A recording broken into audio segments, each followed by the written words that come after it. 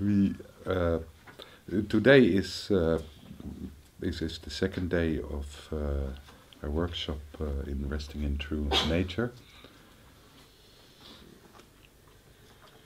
and this afternoon we kind of we going to meditate a little bit on water, and we choose to do this because this is kind of fits very well into the whole element of water and the connection with the element of water in what we will be working with today and what we want to talk about today. And the main subject is blend. So when you look to the element of water, the element of water is basically connecting everything which is alive on this planet. It's circulating through us, it's circulating through plants, it's circulating through the planet. And there is a very kind of natural beauty in this. Because, we so much tend to think that we are total separate identities, not really connected. And at the same time, we are looking for connection all the time, for togetherness all the time. So shortly, I've been talking a lot about this in workshops already, but shortly I want to kind of, to go into this a little bit. This force field which is inside us between these two very strong forces, or my English is failing right now. Horrible. Very what? Go in Dutch. No, cannot.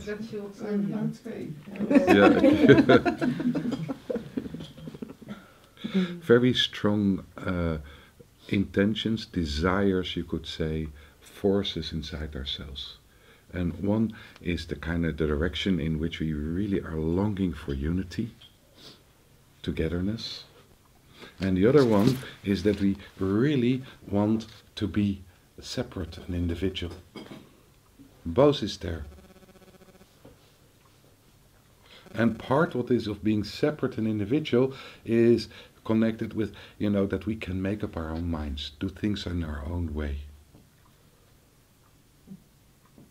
To be an individual, part of it is also, which is not so balanced, is that we want to be special. So, if you look to our physical body, how it's built with the nerve system and everything which is there is unique. Nobody has exactly the same physical body as we do. And because the physical body, the uniqueness of the physical body is also how we perceive reality, how we perceive the world is unique. How we think is unique. How we create is unique.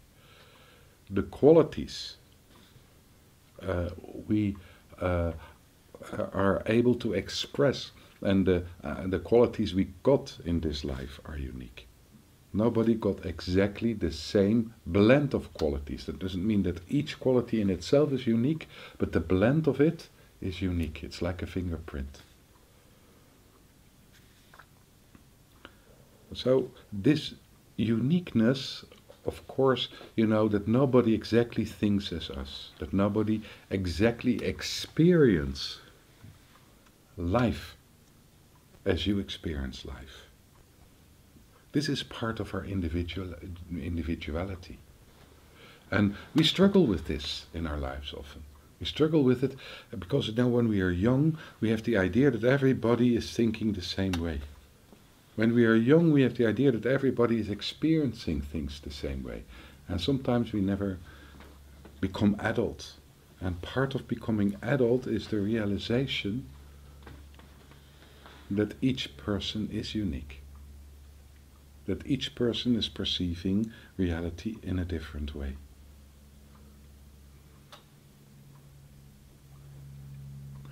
So of course, when we look to this, what comes together with it, or can come together, is loneliness. Loneliness because of the separation which is there, that nobody really processes life exactly the same as you do.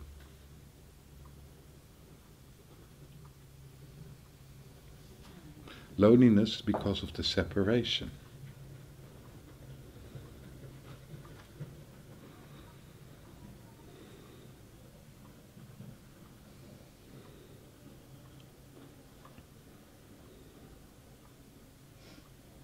So there is a uniqueness in form right now.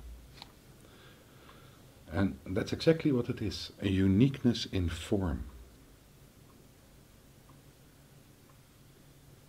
But the building stones of the form are made of all kind of not unique elements. So if you just look to the building stones of the physical body, they're made of not unique elements. We've got iron, everybody got iron, it's not unique. There's calcium, everybody got calcium, it's not unique. And now I'm using to the chemical building stones. But when you look to how we are built, the building stones, part of our body is a hand. So the hand got 5 fingers. Also this is not unique.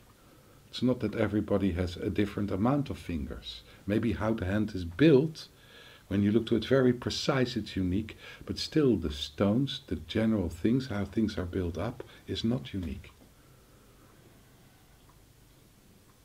We're all able to understand Dutch, except 2.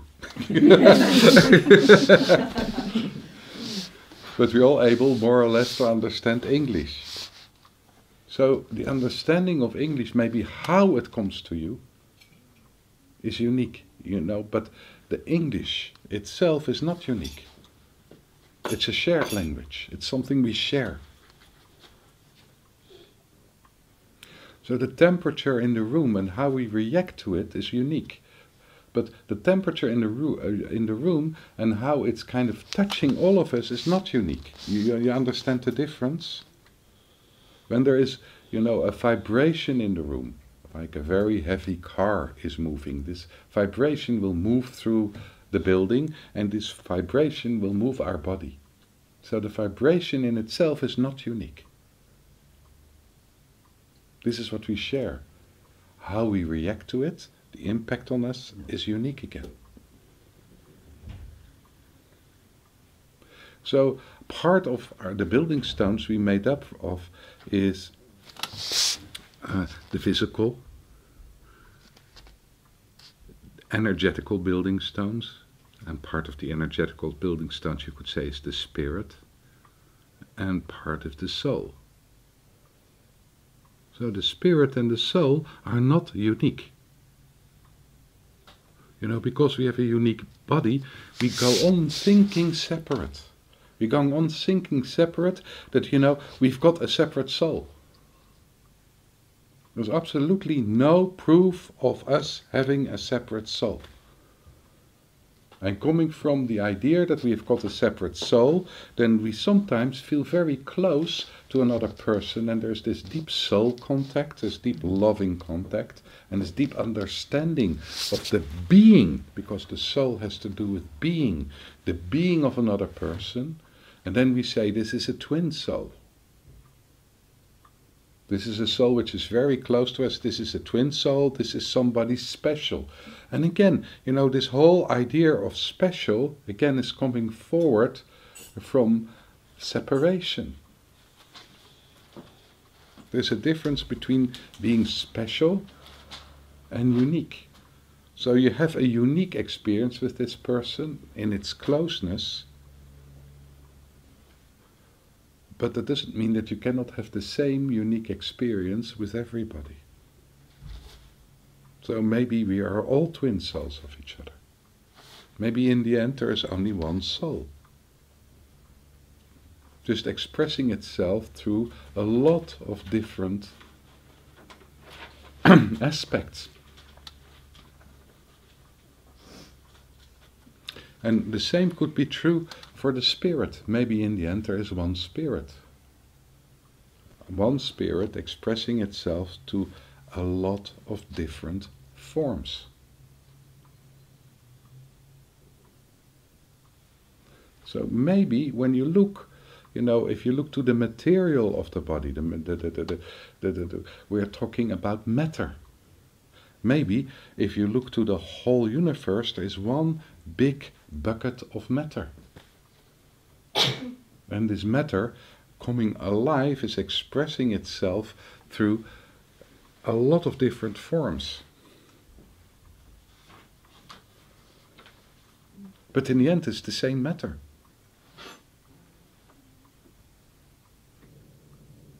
So when you come to more understanding on the different levels, because I think on all the levels it's the same, we are not that separate. There is a separate form, but because of the building stones, which are not unique, the building stones, which, there is unity between the building stones. There is uniqueness and unity at the same time.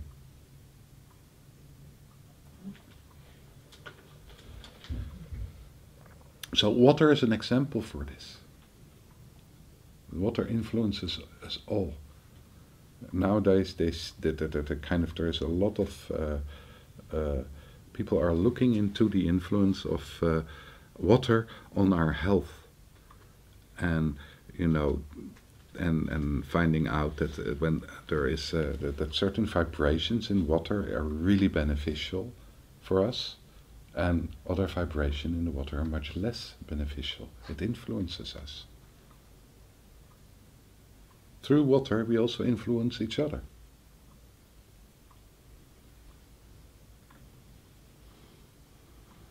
So if we look to this, there is this tension which is inside us, also in our psyche, between kind of looking for togetherness, looking for unity, and at the same time looking for individuality. So how do we kind of move beyond this? Because, in our mind we make it an either or.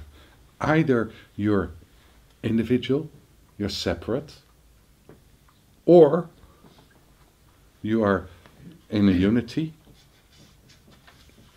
and you're not separate. So the idea that you would be in a unity and you would be not separate is an idea which kind of basically is making us or bringing us discomfort most of the times. Because then, if you're not separate, you cannot be yourself. You cannot do things your way. You cannot perceive it in your way, life. In unity, everything has to be the same. You recognize what I'm talking about? It's like you have to sacrifice your individuality in unity. Otherwise, togetherness or unity is not possible.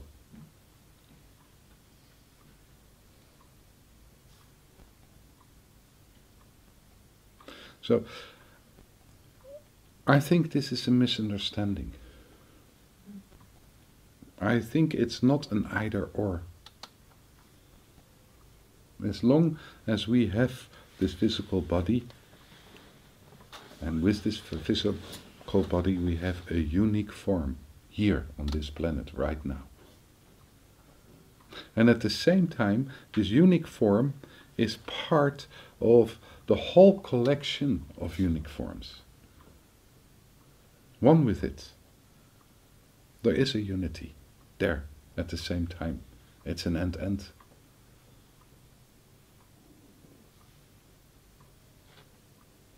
So if you look to this dilemma we are living in, the shock when we grow up to realize that nobody's thinking the same way you think, nobody's perceiving the same way you perceive. There's a kind of shock in it. Nobody has the same experience as you have. It's a shock. So if we are able to overcome this shock, because from this shock, so often what we do in kind of, is that we start to sacrifice partly our individuality to be fit to come more to unity or togetherness. We adjust. We even adjust our perception. We lie about our perception. We adjust our perception in a way that we try to create in ourselves the perception we think which is right according to an outer authority. You recognize what I'm talking about? And we all have their different reactions to this and how we move with this. Some people kind of move strongly back to individuality. I'm an individual and nobody's going to touch me, nobody's going to influence me, and nobody is going to adjust me. And some people sacrifice much more their individuality in trying to please, in trying to adjust. And some of us, most of us, are moving in between the two extremes.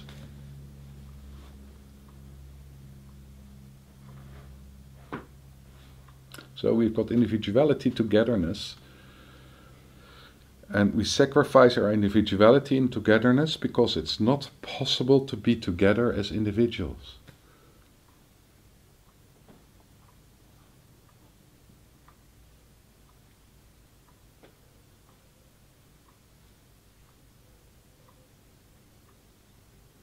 So what would happen if we are able to together as individuals?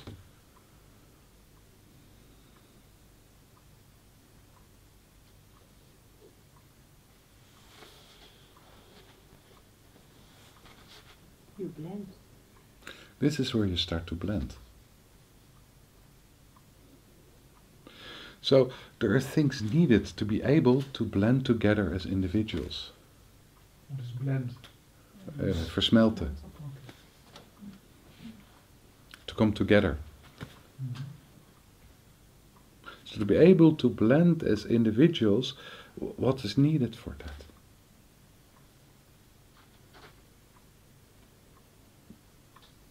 So basically what's needed is the acceptance of your own individuality, your own uniqueness, and the acceptance of the uniqueness of the other person. As long as we ask from a dog to be a cat, we cannot really be together with the dog. We cannot blend with the dog. As long as we are judgmental towards ourselves and towards another person, blending is not really possible. You understand? Blending is only possible in the depth, in reality, if we are at the same time unconditional towards ourselves, towards the other, and towards what's happening when two persons, or a person and a tree, are blending together. Because this is the miracle of life, partly, is if you are with a tree, and the tree is unique, you are unique, and you blend together, something else is happening, something is born. This is the unique blend between you and the tree. Because both are unique, this blend is unique as well, and this blend has its own life. Experience is coming to life, is starting to happen for both sides. It's like a child is born at that moment. It's totally alive. So, this being totally alive is when two living beings are meeting each other. This is difficult. This is overwhelming a little bit. So we have the tendency to kind of hold on to things, to grasp or to averse. And this is where judgment comes in. This is where the blend gets less. It's less overwhelming. We fill it in and how it should be, because then it's less overwhelming. It's less alive.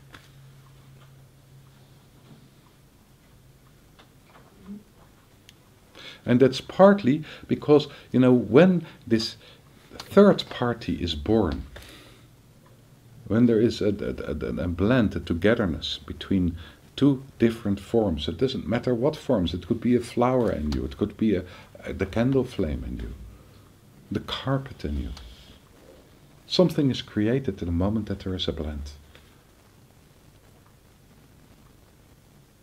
which is important to understand, which is alive, which is not dead. So when this is coming forward, then it needs acceptance, space, and an unconditional attitude for it to be alive. So how would it be possible to contain this? How would it be possible to contain the often very strong, precise, incredibly beautiful aesthetic experience of life, and sometimes extremely painful as well?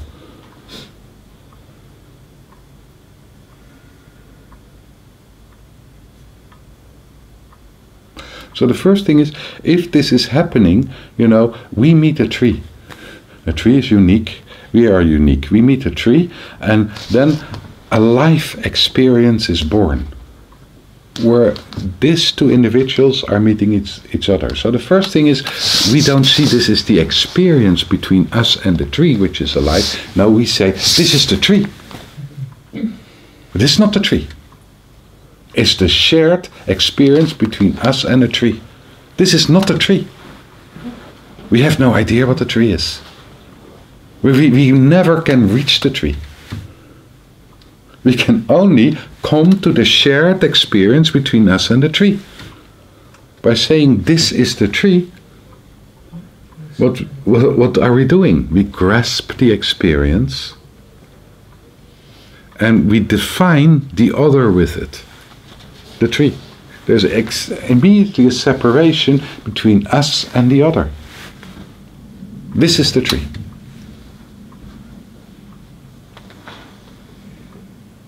So the first part in blending, what's important is to understand that the experience is about the meeting position.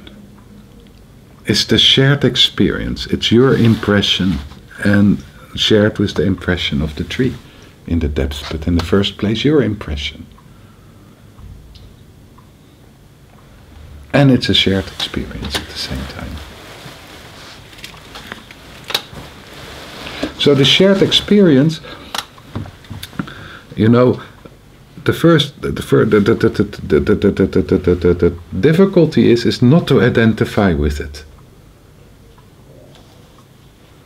So the moment we identified with it, this is the tree, and the tree likes me, and because the tree likes me, that's the feeling you get, the experience, it loves me, I'm like this and this and this and this and this. I became a tree hugger.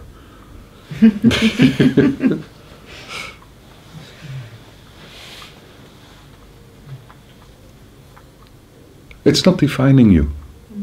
No experience is defining you.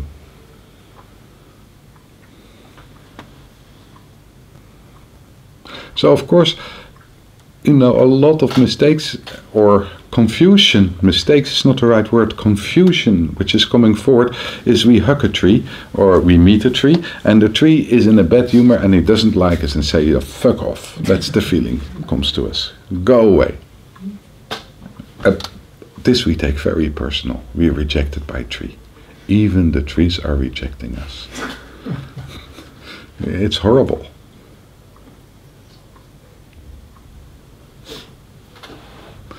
So this is where we get confused. But literally what's happening in the meeting position between you and the tree says, okay, not now. Don't want this. For whatever reason.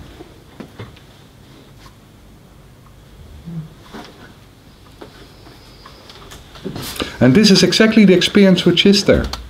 Which is a very interesting experience to meet a tree who doesn't want to meet with you. That's quite an interesting experience.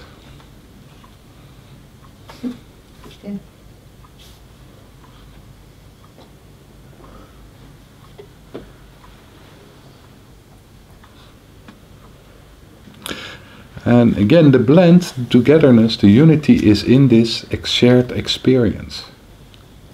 And I'm now kind of bringing it forward as, between a tree and you. And so the more we are able to just let the experience be what it is, the less we need to grasp. And the less we need to averse against it. The less we kind of identify with the experience, holding on to it. Like this is me, or this is the tree, which is also a form of identifying. Now this is happening right now between me and the tree. The more we're able to allow this to move by itself, to give it its own life, this experience is born as a unique own life. Nothing is exactly the same. And this experience is as, if we're open and move to the depths of it, as real as we are, and as real as that the tree is. This is how we perceive it. If you meet another person, experience is happening, and we perceive this experience as real as yourself and as real as the other person. You recognize what I'm talking about? It's alive. So this is important to understand. This is life, this is real. So the more we are able not to grasp it, not to averse it, the more intense, the more refined the experience can become. The more alive we feel, the more alive the experience is, the more complete the experience is. And of course, we can kind of train ourselves in going into the wood and sitting opposite a tree and try to kind of come to this experience between you and the tree and try not to averse, not to kind of grasp. And just let the experience be, and it can grow and grow and grow and grow. This is a training ground. But reality in life is that this is happening on multi-dimensions at the same time. It's not only the tree, it's also the sun, it's the planet itself, it's the insects which are zooming around.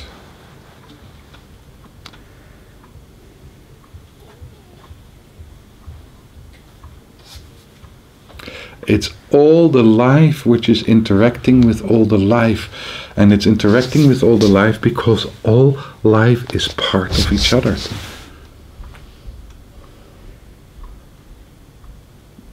All life is part of an ecosystem of this planet. This planet is part of the Milky Way. The Milky Way is part of the galaxy. The galaxy is part of the universe.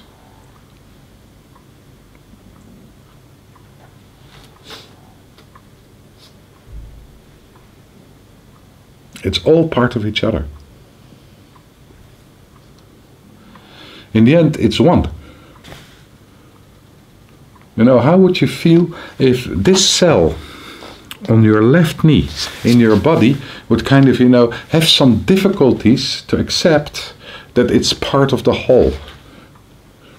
It feels rejected and not seen. What would you say to this cell? Cancer cell? That could be a cancer cell.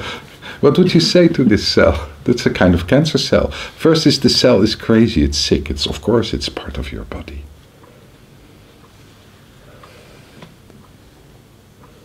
So what would you say to this cell?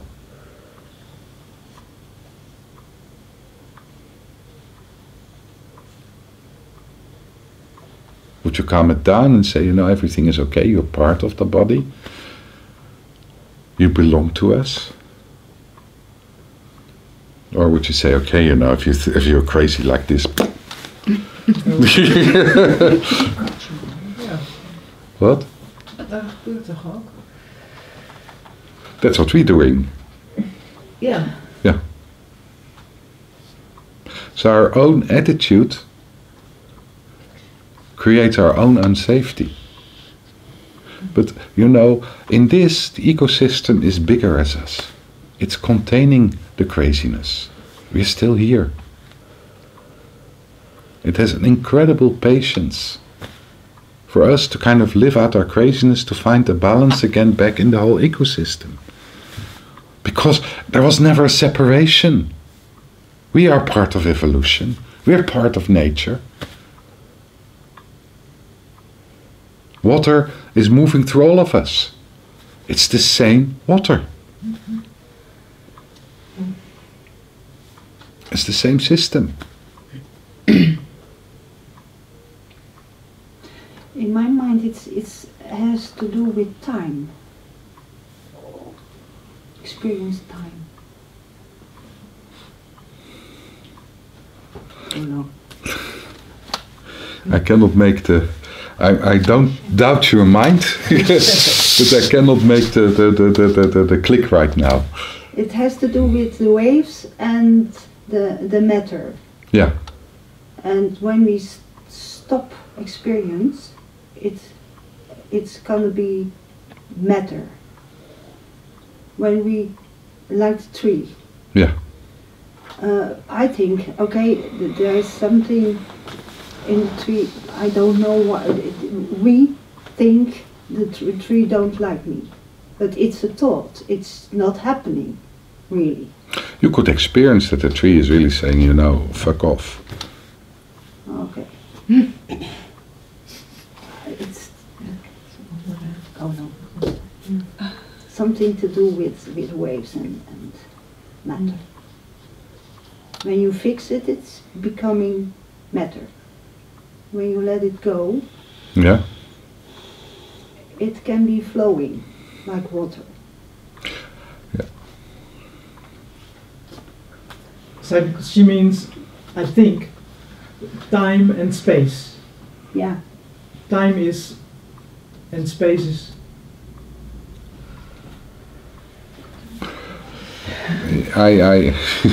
Georgie, wait a moment. No, I totally understand it. So time and space, okay. Yeah. It sounds very confused. I like to keep it simple. You're absolutely right, time and space, but kind of it's adding things which I think, you know, basically, if our thumb is an expression of ourselves and our nose is an expression of ourselves, so a human being is an expression of something which is bigger, and a tree is an expression of something that's bigger. We are all, in the end, different forms of expression of the universe. So this expression of the universe, you know, what we are, it's not only that the universe is expressing in our form through us, giving us certain unique form, but at the same time it's perceiving through us as well. And at the same time, and that's the multidimensional universe we're living in, it's in its expression towards a tree, and a tree expressing towards us, and in our kind of being able to perceive the tree through our unique form, which is bigger as we are, and which is not us who's perceiving. Perceiving is happening through us in the end. And the tree is perceiving us. A unique interaction is born, which is again unique. How we perceive each other. You understand, this is life. This is the alive experience. The experience is coming forth, which is unique. Which is experienced through us, but also created through us. Mm-hmm. So when you look to this, you know, that means that there is no question about unity. And of course, the whole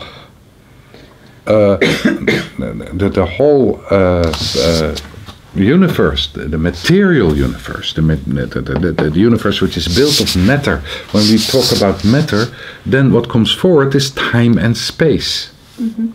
If we move beyond the matter, then we say there is no time and space. But you know, if you look in time, of course, right now, you know, it looks like I'm separate from the whiteboard. But it's not true. I'm not separate. There is literally molecules of the whiteboard, the moment I touch it, are mixing with my molecules. There is an interaction all the time. There is we are not that separate. Everything, every surface is liquid. So the moment, even if I think about Francine, elements of Francine, not Bart elements, are, starting to kind of blend with Bart elements. The moment I think of Francine, at least for me this works like this, I start to experience Francine. And the experience, that means that non-Bart elements are starting to mix with Bart elements. An experience is born. The experience in which Francine is experiencing me, and I'm experiencing Francine. Can I really understand what Francine is?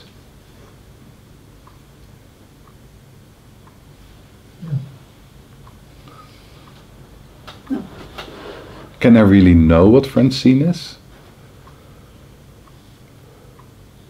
Yes. And how is it possible to know what Francine is? In the end, you're one. What? In the end, you're one. Exactly.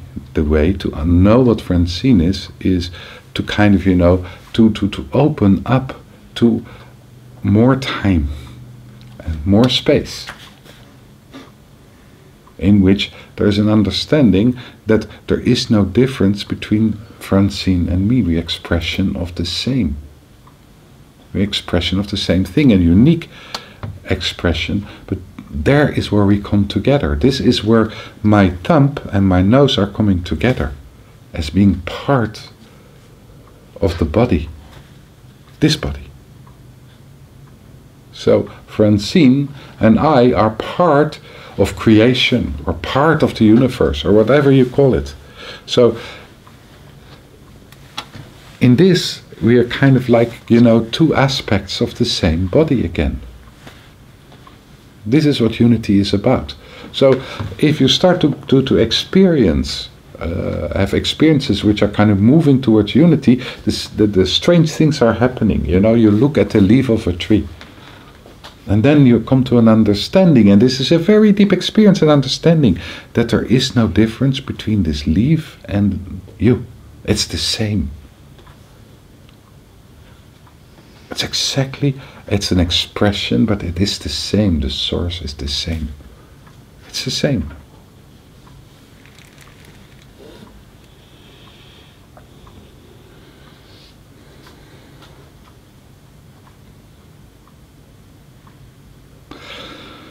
And at the same time, it has absolutely a unique form, and the experience which is coming forward between you and a leaf is unique.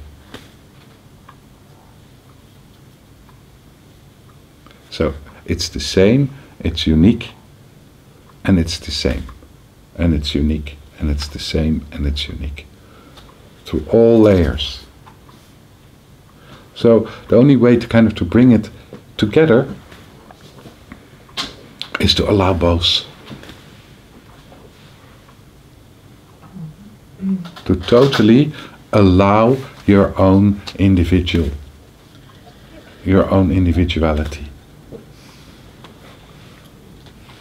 To totally allow the depth of yourself, your true nature, which is unique.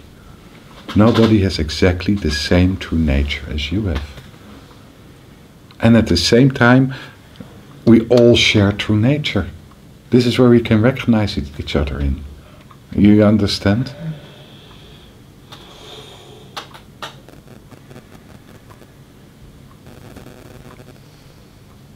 It's like with the water, which is cycling to all of us. True nature is cycling through all of us as well.